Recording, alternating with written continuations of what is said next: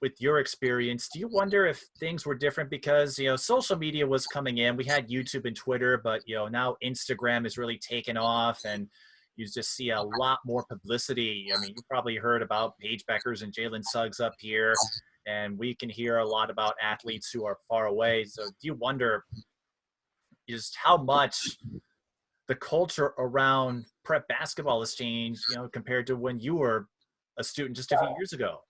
No, like literally when me and my teammates like Tanoa, Legs, Kanisha, we talk about it all the time because, we were the top players in our class and we had one of the best AAU teams, not in the state. We were the best in the state, but we were one of the best teams in the country as well. And we look back because it's fun being able to see players like Paige and all of that. And it's just so different because social media has really helped the recruiting of a lot of women's basketball players, men's basketball players as well. And so although, I wouldn't say that we needed the help, but I can only imagine if we had social media in our back pocket, I definitely think that we probably would have got more looks across the nation as opposed to just in places where we would have tournaments and things like that. Because when I look back on it, I had almost most schools in the Midwest and things like that, a little bit of the East Coast, but you think of all the big schools, currently where I am now in Dallas, there's so many schools in Texas where neither of us really heard from Texas schools or schools in Florida and things like that. And I think social media definitely would have widened our presence. Some of these girls, they have these tournaments and they get a highlight tape within the day of that tournament. And that was unheard of when we were playing basketball. And the type of basketball that we were playing, I definitely think it was kind of like the oohs and ahs, with the way that we played. We were a bit of a flashy team because we were able to do some things that most of the women's basketball teams weren't able to do. Whether it was throwing behind the back passes, not saying they weren't able to do it, but they wouldn't do it, or, that wasn't the type of basketball they played. But we'd be throwing behind the back passes, throwing alley-oops in games. No one was dunking or anything like that. You have Kanisha with her killer crossovers.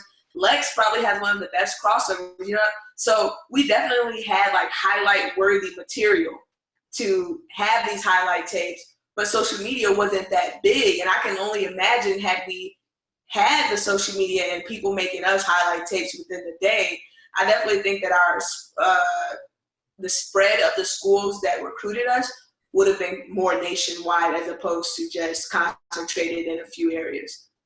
Yeah, we call them the highlight guys up here, and every time I covered Hopkins or Minnehaha this past season, you would see 3 or 4 folks, a lot of them with their phones, just recording the game, waiting to make that next video on overtime, on Twitter and Instagram.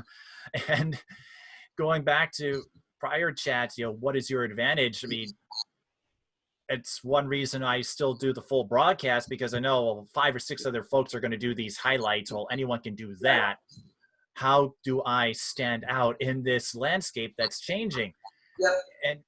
And just what do you make of the culture? I mean, you and I were well aware of how talented Minnesota was. And over the last 20, 25 years, we've seen an explosive growth in basketball with all the recruits that are sent out to D1 schools. That AAU team you had is a prime example of that. But with the spotlight that Paige and Jalen put on Minnesota, just how cool is it for you, even though you're now down in Texas, that you're seeing all of this attention toward Minnesota recruits? Adalia McKenzie's another one, and just every year there's at least 5 or 6 top level prospects. Honestly, what I say to that is about damn time, because like you said, we've had great women's basketball players come out of Minnesota. And, the last time we kind of got this type of attention was, I would probably say, Taylor Hill, where you're thinking on a national type of level, Taylor Hill, Angel Robinson phase. We've had great players in between today and then that don't get the credit that they deserve, or they got it within Minnesota, but just on a national level. You even look at the North Tartan program, and also because most of those North Tartan teams start at Farview. To be a lot of those North Minneapolis kids, Tyshana Johnson, Alina Starr.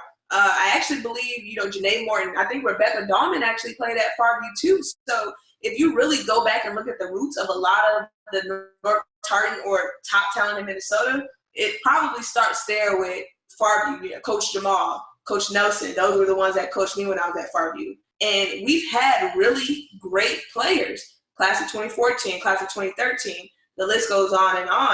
And they were able to go and play Division I basketball, but I can only imagine the types of schools we would have ended up at had we had social media, like them creating highlights for us and things like that for more coaches to see. I definitely think that it would have gave us a wider presence across the nation as far as Minnesota as a whole.